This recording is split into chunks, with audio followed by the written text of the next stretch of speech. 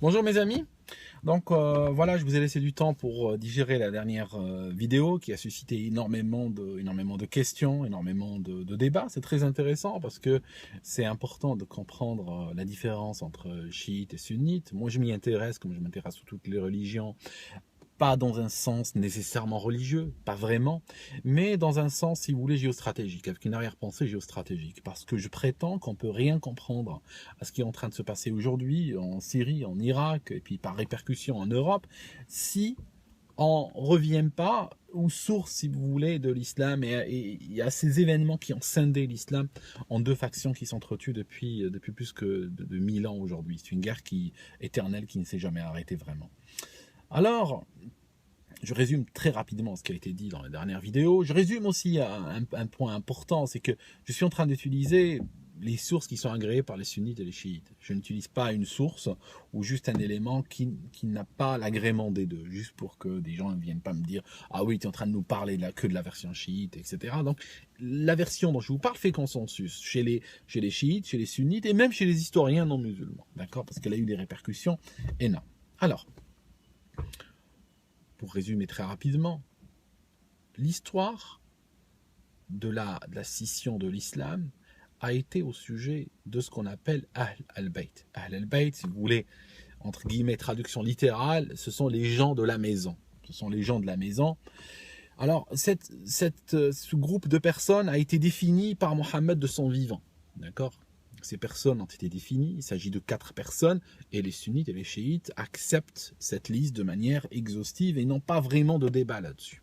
Alors ces 4 personnes, je vous avais dit que c'était Fatima, c'est la seule femme du groupe, c'est la fille de Mohammed en fait, c'est Ali, qui était son mari, et puis ses 2 enfants, leurs 2 enfants si vous voulez, Hassan et Hussein. Alors, quelqu'un qui regarde distraitement les événements peut s'imaginer que bon, le prophète des musulmans meurt, il laisse après lui 4 personnes, il recommande aux musulmans d'honorer, de respecter et tout ça et de suivre ces 4 personnes. C'est écrit dans le livre des chiites et des sunnites. Et qu'est-ce qui se passe? On peut facilement imaginer qu'ils ont bien vécu, qu'ils ont dû vivre une vie honorable, saine, dans le respect, dans le kavod, comme diraient les juifs. Et en fait, non, pas du tout. Pas du tout. Parce que ce qui s'est passé, c'est que les 4 ont été tués. Alors, là, je viens de dire un truc chiite. Je vais équilibrer mon discours et vous dire un truc sunnite. Ce truc sunnite dit que 3 ont été tués. Et la 4e personne, il y a différentes versions de sa mort. Mais vous comprenez qu'il y a eu un massacre. Il y a eu ces 4 personnes, elles ont été tuées. Alors, Fatima est morte en premier. D'accord, c'est la seule femme du groupe, c'est sur elle qu'il y a des différences exactement comment elle est morte. Les chiites, elle est morte 81 jours seulement après la mort de son père, et elle avait 28 ans et elle était relativement en bonne santé. Donc c'est vrai que les sunnites n'arrivent pas avec une explication claire pourquoi elle est morte. Les chiites disent qu'elle a été battue et elle est morte. Les 3 hommes ont tous été tués. Et ça, il y a un consensus total entre chiites, sunnites et même chez les historiens non musulmans. Donc vous comprenez bien que les proches de Mohammed ont été attaqués au lendemain de sa mort, littéralement. Dès qu'il est mort, les personnes qui étaient les plus proches de lui, qu'il a lui-même recommandé, ont commencé à subir des attaques. Donc il dit attaque, dit pourquoi ils ont été attaqués. Il faut se poser la question, pourquoi des gens recommandés par le prophète Mohammed se font attaquer, et dit aussi que ils sont attaqués par qui et ils sont défendus par qui, parce que dès que vous avez quelqu'un qui est attaqué, il y a un groupe qui va le défendre et il y a un groupe qui va l'attaquer. Voilà. Et là on commence à visualiser doucement les chiites et les sunnites.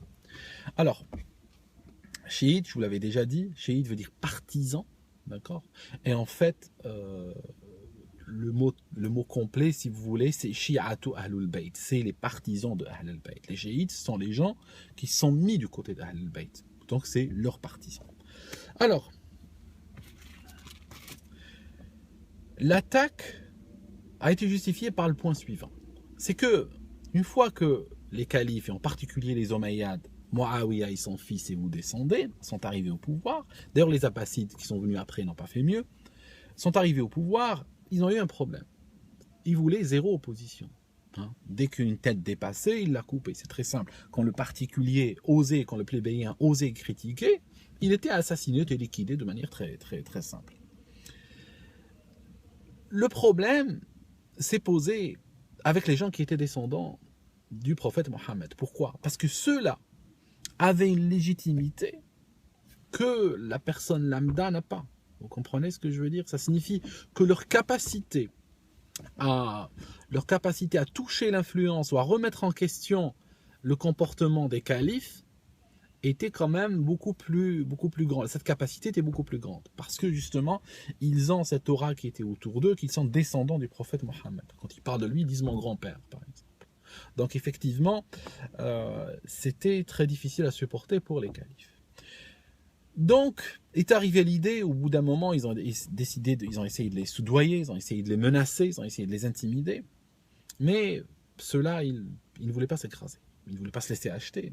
Et à ce moment-là, le calife est arrivé à une option qui était assez simple, mais qui était très courante à l'époque, qui était leur liquidation physique. Mais il ne voulait pas les tuer uniquement, il ne voulait pas que les tuer comme il tuait d'habitude les gens qui étaient opposés à lui, il voulait les tuer et en faire un exemple. Il fallait en faire un exemple spectaculaire, il fallait frapper l'imagination des gens, il fallait leur montrer que vraiment maintenant on a une page qui va tourner et que maintenant il faut suivre le calife aveuglément et cesser de référer à Mohammed et ses descendants, etc. Vraiment il fallait que ça s'arrête. Donc ils ont décidé de faire quelque chose d'extrêmement graphique. Alors ce qui se passe, je vais vous raconter l'histoire aujourd'hui. C'est une histoire, encore une fois, qui fait consensus chez tout le monde. Alors, à Karbala, ici, donc là je vous montre une carte. C'est une carte que j'ai prise de Google. Donc ici vous reconnaissez la Méditerranée. Vous avez Chypre ici. Je vois pas très bien la feuille d'où je suis. Vous avez la Syrie, n'est-ce pas? Et là vous avez l'Irak. Alors ce qui se passe ici, c'est que ce point-là représente Karbala, qui est juste un petit peu au sud de Bagdad. Le calife siège à Damas, en Syrie. Déjà à ce stade-là, en termes, vous avez compris pourquoi Isis cherche à restaurer le califat à Damas. D'accord? Pourquoi la Syrie est particulièrement attaquée? Alors, Hussein, qui était le dernier survivant de Ahl al-Bayt, sur les 4 que je vous ai cités en début de vidéo, 3 sont morts au point où je suis en train de vous parler, et il en reste un. Il reste un qui est là avec ses proches. Hein, on parle d'amis, on parle de cousins, on parle de personnes qui sont toutes, d'une manière ou d'une autre, elles sont connectées au prophète Mohammed familialement parlant. Et puis, il y a leurs femmes, il y a les femmes respectives, et puis il y a les enfants aussi. D'accord? Il y a par exemple, entre autres, il y a Ali ibn al-Hussein, parce qu'il faut savoir que Hussein est le fils de Ali, mais il a aussi donné à son enfant, il l'a nommé comme son père qui a été assassiné. Voilà, donc vous entendez très souvent Ali ibn al-Hussein. Alors, ce qui se passe, c'est qu'ils ont été embusqués à Karbala, d'accord? Ils ont été embusqués à Karbala, et ils ont été assassinés. Alors beaucoup parlent de bataille de Karbala, j'aime pas trop le mot bataille de Karbala, parce que quand je vois bataille, je m'attends à des groupes qui sont en proportions similaires. Là, Ahl al-Bayt de Mohammed était grosso modo 73 personnes, et ils se sont fait attaquer par une armée de 10 000 personnes. Ça signifie que le calife voulait vraiment pas les rater. Il disait, ne me les ratez pas, je les veux. Et donc, il n'avait aucune chance. Alors il leur tombe dessus. Les hommes, tout ce qui résiste et tout sont tués immédiatement, ça, il n'y a pas de problème, le pratique habituel du calife. Et donc, Hussein est décapité. Décapité, sa tête est mise sur un piquet. Il n'y a pas que lui. Quand vous lisez les gens qui étaient témoins à l'époque, il n'y a pas que lui. Il y a plusieurs hommes dont les têtes sont sur des piquets. Mais en particulier, celle de Hussein était mise sur un piquet. Il ressemblait, alors voilà, là c'est là qu'il faut comprendre, il ressemblait au prophète Mohammed. En fait. C'était la symbolique que le calife voulait obtenir. Il voulait obtenir que ce calife-là, il faut savoir que sa grand-mère avait mangé le foie du frère de Mohammed. Elle avait mangé le foie du frère de Mohammed. C'est pour ça que vous avez vu aussi en Syrie quelqu'un couper un soldat et le bouffer, etc. Ça fait ça fait allusion à cet événement-là, qui est très connu par les musulmans. Il y a le film Al-Risala, par exemple, qui est un film pratiquement que tous les musulmans ont vu, qui parle du début de l'islam, etc. Puis qui parle de cet incident où le frère, ou le demi-frère, Ahmin al-Rada'a pour les Arabes, du prophète Mohammed se fait tuer dans une bataille, et puis son foie est enlevé à la demande de cette femme, et elle va donc le bouffer. Et dans les livres, Abu Sufyan, qui est son fils, qui va donner après Muawiyah, qui va donner donc les Omeyyades, on l'appelle dans toute la littérature arabe de l'époque, on l'appelle le fils de la mangeuse de foie humain, Ibn Akilat al-Akbad. Très souvent, il est référé comme ça. Donc, je suis en train de vous parler d'une dynastie littéralement de cannibales, de gens qui mangent de l'humain. Mais ça va immédiatement vous montrer une correspondance par rapport à des événements qui se passent aujourd'hui. Alors, donc ils sont attaqués à Karbala. Les femmes sont enchaînées, les enfants sont enchaînés. Ali ibn al-Hussein, par exemple, est enchaîné. Et il y a une procession qui commence à marcher avec les têtes en avant. Et ce qui se passe, c'est qu'à l'époque, il n'y a pas Twitter, il n'y a pas YouTube, il n'y a pas la télévision. Vous comprenez bien que le régime qui était à Damas avait besoin donc de faire un gros coup de propagande et de choquer partout dans l'Empire. Mais il lui fallait donc montrer des images graphiques aux gens. D'accord? Il a fait quoi donc? Il a demandé, les instructions étaient qu'ils prennent 1000 cavaliers qui étaient sous les ordres de quelqu'un qui s'appelait Shimr ibn al-Jawshan. Et puis ils leur ont dit, vous allez de Karbala jusqu'à Damas, mais pas par le chemin le plus court.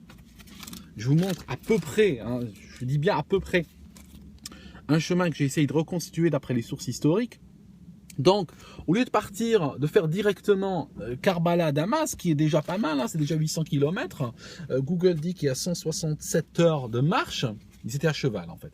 Les cavaliers étaient à cheval, comme leur nom l'indique, et leurs captifs étaient sur des chameaux durant les trajets d'une ville à l'autre. Et quand ils arrivaient à la ville en question, ils les faisaient descendre des chameaux et ils les faisaient rentrer dans la ville, les têtes toujours tenues sur des piquets, comme ça au-dessus de la foule, pour que la foule puisse les voir.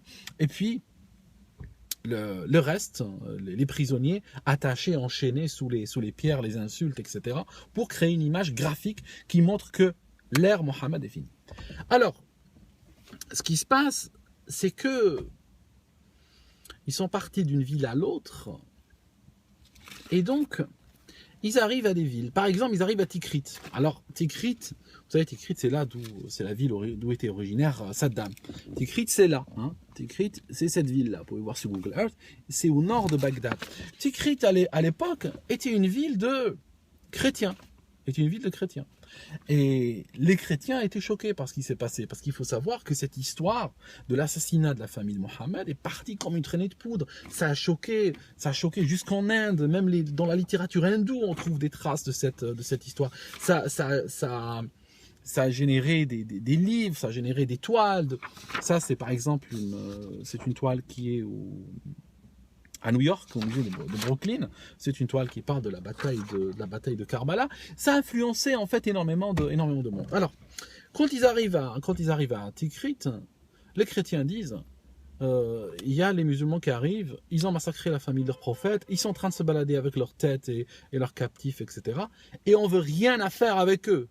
Ne les laissez pas rentrer. Donc qu'est-ce qu'ils ont fait? Ils ont fermé les portes de la ville, ils ont commencé à faire sonner les cloches des églises, et ils ont interdit à cette procession macabre d'arriver chez eux. Je coupe la vidéo rapidement et je reviens, juste pour éviter d'avoir plus que 15 minutes d'un coup. Donc je disais que ils sont arrivés à Tikrit, ils ont été chassés de Tikrit, ils n'ont pas pu continuer. Et ce qui se passe, c'est qu'ils arrivent à Homs, par exemple. Ils arrivent à Homs. Alors, Homs, est-ce que j'arrive à situer ça sur une carte? Est-ce qu'elle se voit dans ma carte? Bon, Homs, c'est déjà loin. Homs, c'était... J'ai pas les villes dans l'ordre. Homs, c'est déjà au nord de Damas. Homs, c'est ici, d'accord? Homs, c'est ici, et elle était peuplée de musulmans. Et ces musulmans empêchent cette procession macabre du calife de rentrer. Ils les empêchent de rentrer, ils leur jettent des pierres, ils étaient bons à jeter des pierres, et puis ils tuent 26 cavaliers. Et puis, cette procession ne peut pas rentrer, ils sont obligés de continuer de passer leur chemin. Et en fait, ce qui se passe, c'est qu'en fonction, par exemple, la ville de Baalbek, les accueille. Ils sont accueillis avec la fête, les tambours, etc. Puis les gens jettent les pierres sur la famille de Mohammed, etc. Ils sont très heureux. Alors, il y a un truc intéressant, c'est que une fois qu'ils arrivent à Damas, ils arrivent par la porte est de Damas. C'est cette porte-là, elle existe jusqu'à maintenant, elle est toujours debout. Hein. J'ai trouvé quelques images. Hein, vous voyez que la ville s'est construite autour et tout. Maintenant, il n'y a qu'un petit bout de pierre là qui est debout au milieu. C'est la porte par laquelle ils les ont fait rentrer. Ils avaient décoré Damas, etc. Et toujours les têtes au bout des piquets et puis les gens qui reçoivent des coups de fouet et tout ça. Et ce qui se passe, c'est que dans une histoire que j'ai trouvée dans un des récits, quand ils sont rentrés à Damas et puis que la foule a commencé à s'exciter autour d'eux et les insulter et tout ça, il y a un chrétien, il y a quelqu'un qui raconte, alors j'ai perdu mes feuilles, j'arrive plus à les retrouver.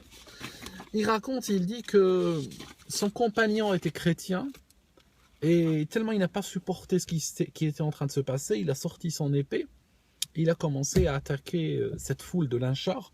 Il en a tué plusieurs et il s'est fait tuer. Donc pour vous dire que même un chrétien, d'ailleurs ce qui se passe, c'est que j'étais surpris moi-même, hein, je ne le savais pas, je ne le cherchais pas, je lisais les sources à ce sujet-là au kilomètre et j'ai été impressionné par une chose, je vous dis laquelle. J'ai reçu pas mal d'emails de chrétiens me disant que suite à mes vidéos, ce qu'ils ont appris dans mes vidéos, et puis leurs propres recherches, des fois ça les a incités à les chercher, ils ont été extrêmement choqués et puis peinés par la souffrance de Ahl al-Bayt, par la souffrance des proches de Mohammed.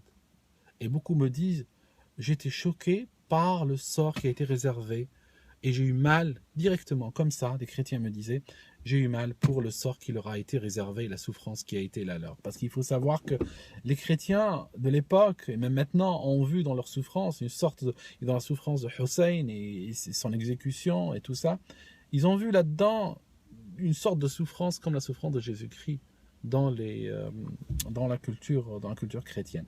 Ils ont vu quelque chose de cette nature-là. Ils l'ont vu un peu comme le Jésus des musulmans, si vous voulez. Et donc, ce qui se passe, c'est que ils sont rentrés donc à Damas, ils ont été emprisonnés.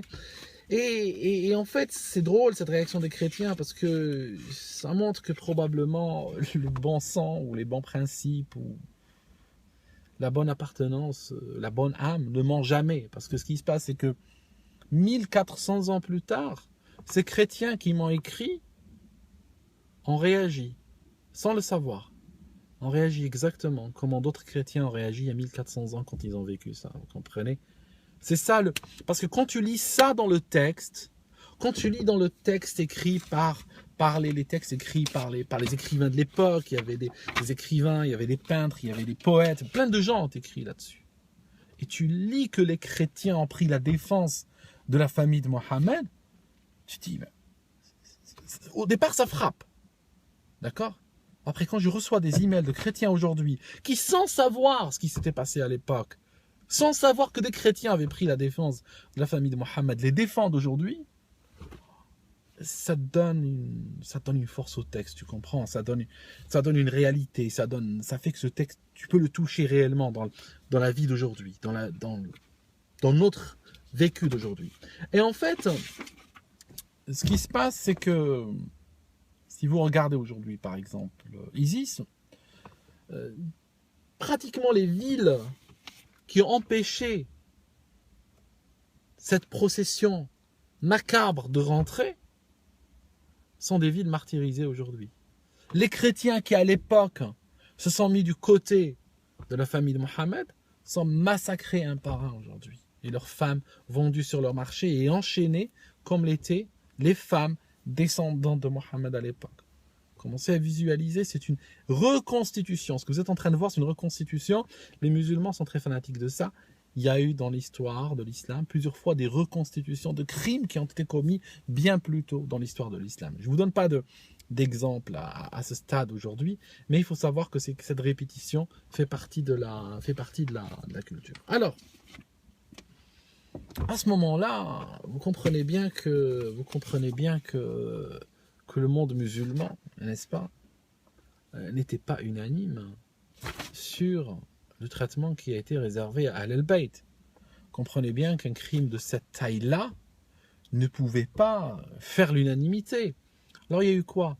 Il y a eu des musulmans qui l'ont accepté, qui se sont mis du côté du calife par peur, par intérêt, par je ne sais pas, parce qu'ils croyaient que bon, ben, le calife est le représentant, comme il disait lui-même, hein, le calife est une sorte d'envoyé divin, et puis il n'avait pas à se rebeller contre lui, hein, famille du prophète ou pas famille du prophète, ils se font massacrer, et puis terminé, on n'en parle plus. Donc il y a des musulmans qui, pour une logique qui a été la leur, se sont mis du côté du califat, et d'autres qui ont dit c'est un califat maudit, c'est une nation maudite qui a attaqué la famille de Mohammed, et on va se mettre du côté de la famille de Mohammed.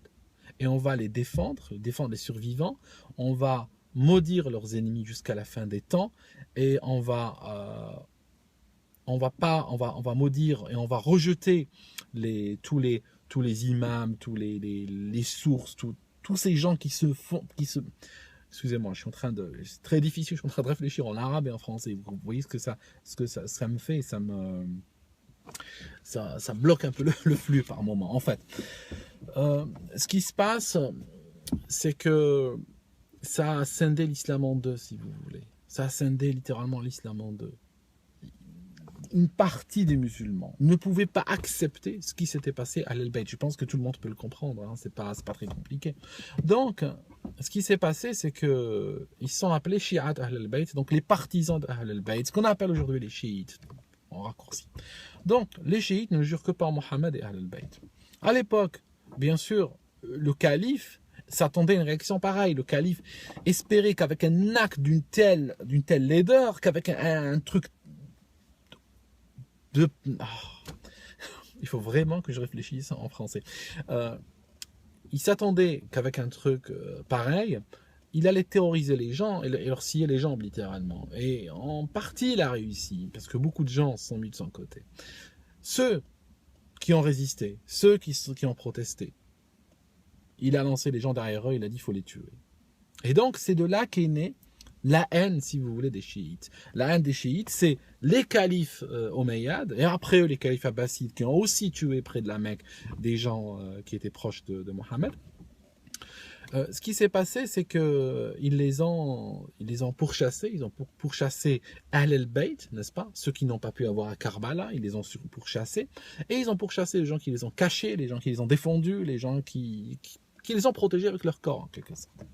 Et donc, vu que les califes insultaient et menaçaient et tuaient les chiites, donc les pro-califes ont commencé à haïr les chiites et eux aussi à vouloir les tuer, les dénoncer là où ils les trouvaient, etc. Et cette haine contre les chiites, vous la trouvez intégrale, vous la trouvez intacte depuis 1400 ans chez énormément de gens. Vous trouvez partout, vous allez même en Algérie par exemple, ou en Égypte ou autre, vous allez trouver des gens qui ont une haine noire qui leur a été enseignée dès l'enfance en fait, par leurs propres parents en réalité. Et franchement, un enfant à qui on enseigne la haine depuis quand il a 5 ans et moins, c'est vrai que c'est très difficile de le récupérer à l'âge adulte. Alors ce qui se passe, c'est que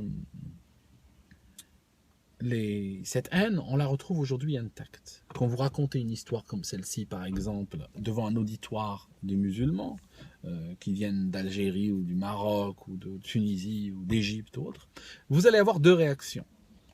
Vous allez avoir pratiquement les deux réactions qui ont eu lieu à l'époque où ce crime est arrivé.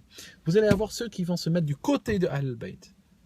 D'accord? Vous allez avoir ceux qui vont se mettre du côté d'Ahl-Bayt. Et vous allez avoir les gens qui vont se mettre du côté du califat, qui sont généralement les plus agressifs. Vous allez voir, même dans les commentaires des vidéos, ce sont eux qui menacent, ce sont eux qui insultent, ce sont eux qui parce qu'ils ont ils se reconnaissent dans cette tradition, n'est-ce pas? Ils se reconnaissent dans cette tradition de je te coupe la tête et je te la mets sur un piquet et je fouette les femmes et j'assassine tout le monde, etc. Cette violence-là, c'est de là qu'ils l'ont hérité. Et ceux-là, malheureusement, ils sont parmi nous. Donc il y a le chiisme et le sunnisme. Si vous dézoomez de trop loin, vous allez dire, bon, ce pays, prenez l'Iran, vous dites l'Iran est chiite, l'Algérie c'est sunnite, vous allez voir les choses comme ça. Mais en réalité, c'est une division assez artificielle, parce que si vous regardez dans les sensibilités des gens, vous allez voir que dans le même pays, dans le même immeuble, vous allez avoir différentes sensibilités. Vous avez la sensibilité pro-Ahl al-Bayt, qui est une sensibilité, on va dire, de nature chiite, hein, forcément, parce que chiite veut dire partisan. Donc s'il est partisan d'Ahl al-Bayt, ben, c'est un chiite, même s'il ne le sait pas. Et vous avez la sensibilité qui est contre cela, et qui va généralement promouvoir la violence contre eux et défendre justement tous les auteurs et tout ça qui ont été contre eux durant toute l'histoire. Voilà un petit peu la chose. Voilà, je pense que ça a été clair jusque-là. Je ne suis même pas sûr si ça a été clair. Enfin, je pense que c'était clair quand même. Juste pour information, je ne suis ni sunnite ni chiite. Je pense que je vous l'ai dit déjà, je l'ai dit 1000 fois, mais le problème c'est que les gens aiment bien tellement mettre dans des catégories que si je parle de judaïsme, on dit t'es juif, si je parle de chiisme, on dit t'es chiite, si je parle de christianisme, on dit t'es chrétien, etc. Parce qu'il y a toujours cette volonté de vouloir mettre les gens dans des cases. Enfin, vous comprenez, c'est l'époque qui veut ça. En tout cas, voilà, si vous avez des questions, continuez à les poser. Et franchement, ceux qui ont grandi dans la haine, il y a énormément de gens qui ont grandi dans la haine, c'est une haine noire, leur cœur est noir, parce qu'on leur a fourré des idées pourries dès l'enfance. J'espère que le fait de savoir les vérités, j'espère que le fait que l'histoire est devenue accessible aujourd'hui. Aujourd'hui, c'est plus papa, maman qui te raconte des conneries. Aujourd'hui, il y a l'internet, il y a toutes les sources qui sont en ligne, tout est gratuit, tout est disponible. J'espère que tu profiteras, même si tu as 60 ans, j'espère que tu profiteras de cette opportunité qui t'est donnée aujourd'hui, d'essayer de revoir les fondamentaux sur lesquels tu as basé un certain nombre de sentiments, et que tu puisses essayer de voir si tu ne peux pas t'en sortir malgré tout de cette haine gratuite. Enfin, voilà, je vous laisse mes amis et puis je vais rentrer.